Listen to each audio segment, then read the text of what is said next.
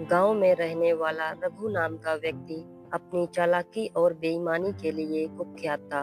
रघु हर किसी को झूठे वादे और धोखाधड़ी में फंसाकर अपना लाभ उठाने में माहिर था। वह दिखने में भोला लगता था, लेकिन उसके इरादे हमेशा खतरनाक होते थे। एक बार गांव के एक किसान मोहन अपनी सारी जमा पूंजी से एक बैल खरीदने गया। रघु ने इसे अपनी चालाकी से पैसा कमाने का मौका समझा। उसने मोहन को कहा, भाई मैं तुम्हें आधे दाम में एक शानदार बैल दिला सकता हूँ। तुम बाजार जाओगे तो तुम्हें महंगा पड़ेगा। मोहन ने रघु पर भरोसा कर लिया। रघु ने उसे एक बूढ़ा और बीमार बैल थमा दिया, जो 2 दिन भी काम नहीं कर सकता था।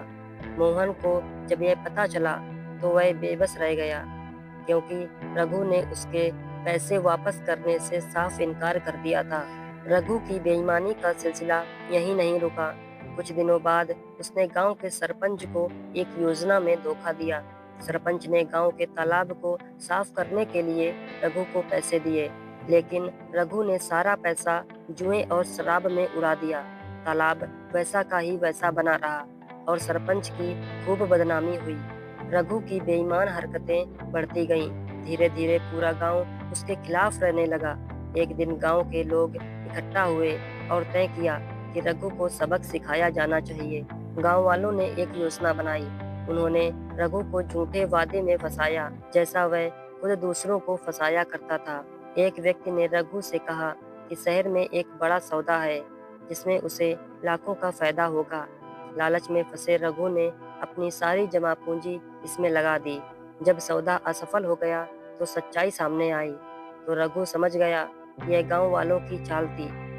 वह शर्मिंदा हुआ और अपने किए पर पछताने लगा। रघु की बेईमानी ने न केवल उसकी संपत्ति छीनी, बल्कि उसकी इज्जत भी खत्म कर दी।